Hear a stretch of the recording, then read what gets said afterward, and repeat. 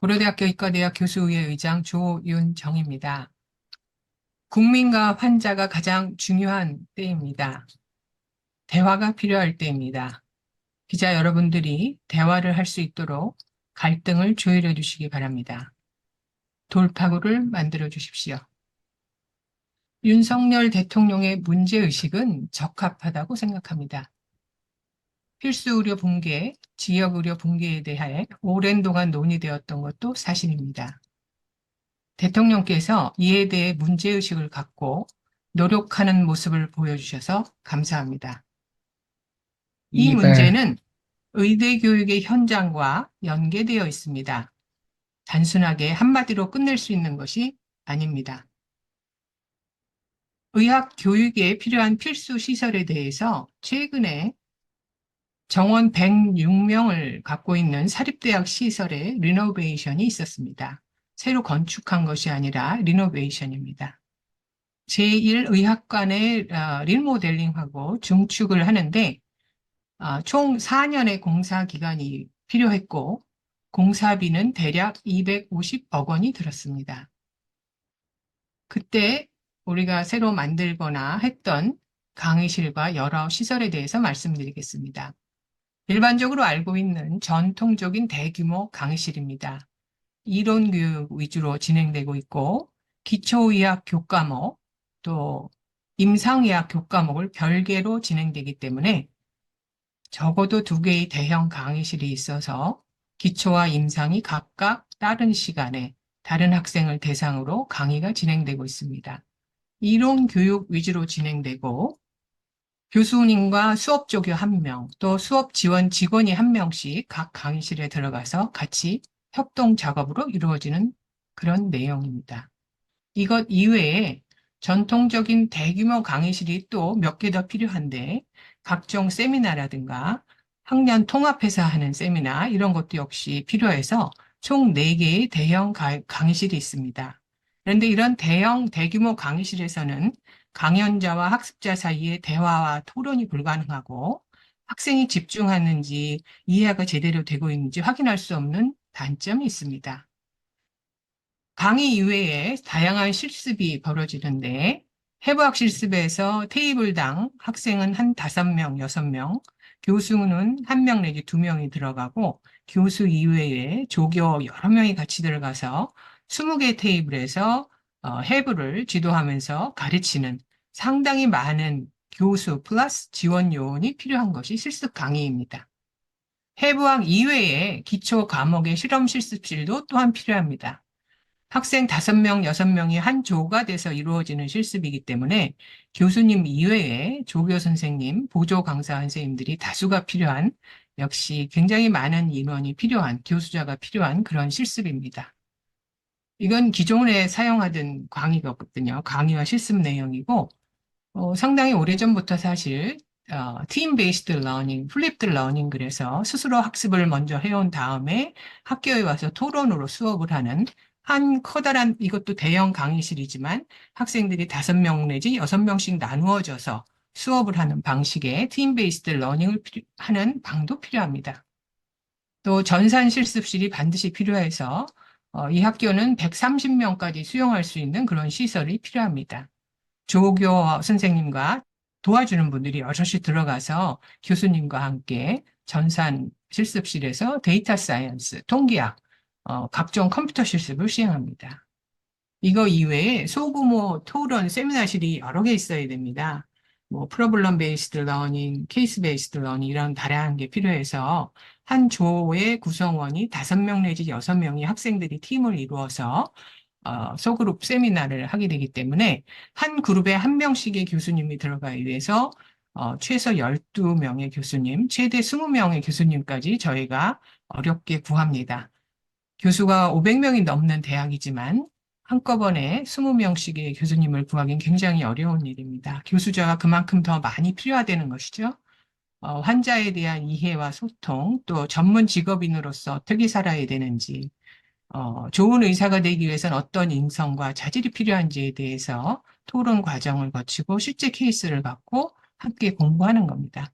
이런 게한 적어도 20개 이상은 필요한, 이런 방이 20개 이상 필요하게 되는 세미나실이 필요합니다. 이것 이외에 시뮬레이션 센터라고 그래서 손에 익혀야 되는 거, 뭐 정맥 체열, 정맥 주사, 기본 심폐소생술, 이런 다양한 또 표준화 환자 진료 면담, 신체 진찰 연습하는 것까지 해서 굉장히 많은 기타 술기를 가르치기 때문에 학생이 하는 거를 촬영을 해서 녹화를 해서 피드백도 주고 그래서 이런 시뮬레이션 센터가 필요하고 이런 평가를 위해서는 수업할 때마다 최소 12명 내지 20명의 튜터를 작용을 할 수 있는 교수님을 모셔야 됩니다.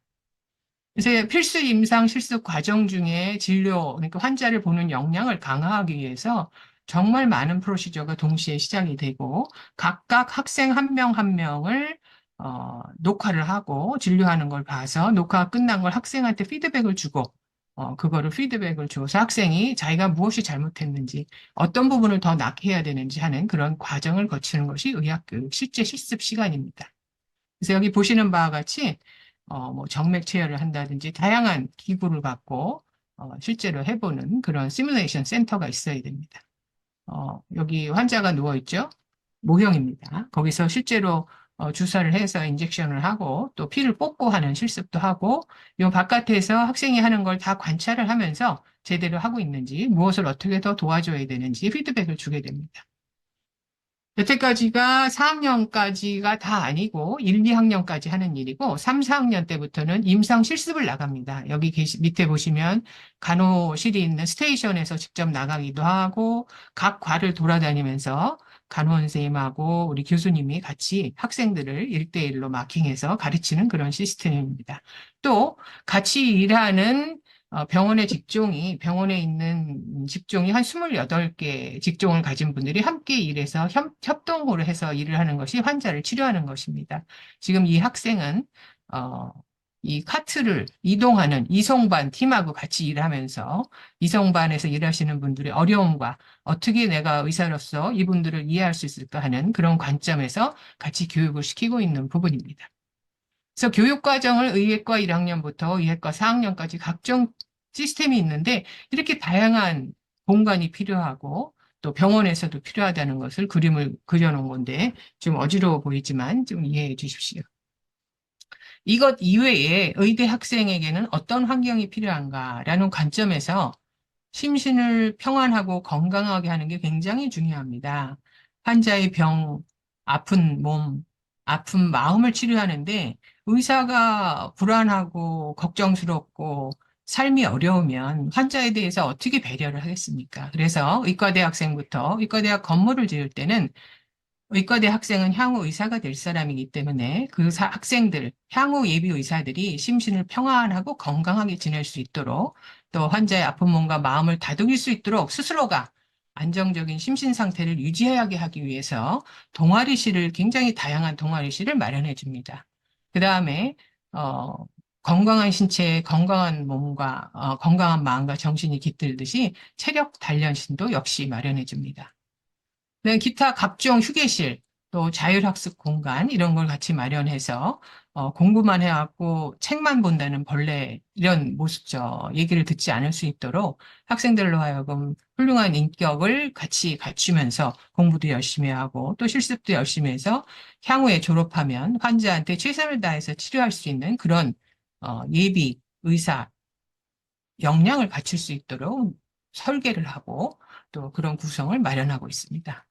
의학 도서관은 카페처럼 꾸미고 또 각종 컴퓨터 시설이라든지 뭐 푸른색, 녹색도 갖다 줘서 학생들이 어떻게 하면 심신을 편안하고 안전하게 하면서 훌륭한 의사가 되는 길을 갈 수 있는가라는 관점에서 다양한 건설 디자이너하고 상의를 해가면서 건축을 하고 그렇게 진행을 하고 있습니다. 얼핏 봐도 뭐 아름다워 보이기는 합니다. 의학 도서관도 마찬가지 컨셉에서 건축이 됩니다. 이렇게 다양한 내용을 새로 짓는 것이 아니라 리노베이션 하는데 들은 기간이 4년이나 들었습니다. 그냥 리노베이션만 하고 한 건데 250억 원이 들었습니다. 그런데 여기서 가르칠 수 있는 학생 수는 한 학년당 최대 130명입니다. 가장 아이디얼하게는 125명 정도 되겠습니다. 그래서 정원을 증원하는 것을 찬성하느냐, 반대하느냐를 그게 중요한 게 아니라 증원을 할 때 어떻게 이런 문제를 해결할 수 있는지 시설이나 뭐 이런 걸 이 작은 리노베이션 하는데도 4년이 걸렸고 250억 원이라는 거대한 자금이 들어갔는데 이걸 어떻게 해결해야 할지는 모두가 머리를 맞대고 고민을 해야 되는 그런 상황이라고 생각합니다. 그래서 지금 말씀드렸지만 최대 130명 학생을 교육할 수 있는 시설과 공간을 가진 대학에서 갑자기 100명씩, 뭐 80명씩 이렇게 증원을 하면 학장님들이 굉장히 복잡해지죠. 이걸 언제요? 이걸 어떻게 짓고 공립대는 돈이 지원될 수 있는지 모르지만 이 돈을 어디서 만들어 오나 또 누구한테 펀드레이징을 해야 되나 뭐 굉장히 머리가 복잡해질 것으로 생각을 합니다.